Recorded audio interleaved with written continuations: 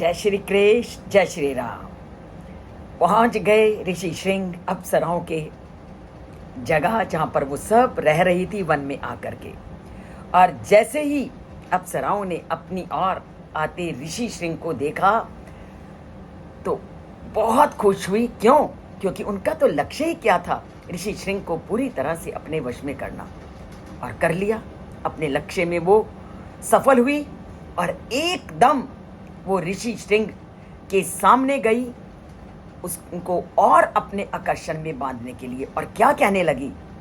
उपसृते तथा सर्वस्तः तम ऊचुर इदम वचम एहि आश्रम पदम सौम्ये अस्माकम इति च अब्रुवन।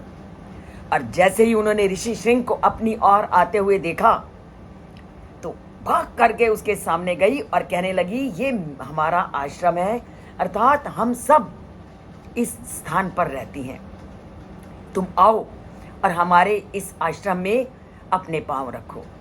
क्योंकि इसी तरह वो ऋषि श्रृंग को अपने स्थान में बुला करके पूरी तरह से अपने वश में करना चाहती थी, ताकि अपने आकर्षण के बंधन में बांध करके वो राजा रोमपाद के पास उनको ले जा सकें और राजा रोमपाद के राज्य जिस संकट से गुजर रहा था उस संकट से उस राज्य को उबारा जा सके। तो पूरी तरह से उनका लक्ष्य, उनकी योजना सफल हो गई। क्योंकि उनका लक्ष्य और योजना ही क्या थी कि सबसे पहले अपने आकर्षण में ऋषि श्रृंग को बांधना और ऋषि श्रृंग को आकर्षण में बांध करके राज्य में ले जाना। अब राज्य में ले जाने में क्या वो सफल हुई, इसका वाल्मीकि कल के श्लोक में वर्णन करेंगे कि क्या अप्सराओं और ऋषि श्रृंग के बीच में वार्तालाप का ये दौर आगे बढ़ा, या आज ही ऋषि श्रृंग उनके आश्रम में आए और कल से नहीं आएंगे। इसको हम क्या जानेंगे अगले श्लोक के माध्यम से कि दोनों की बातचीत का जो क्रम था, क्या ऋषि श्रृंग अप्सराओं की बात को मान करके राजा रोमपाद के राज्य में गए या नहीं। क्योंकि उनका लक्ष्य तो ऋषि श्रृंग को राज्य में ले जाना था।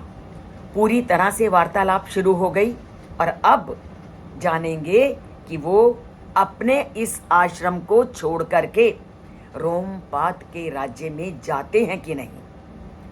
तो इसके लिए जुड़िए इस चैनल से, जानिए एक एक श्लोक के एक एक अंश में वर्णित कथा को और राम कथा को जन जन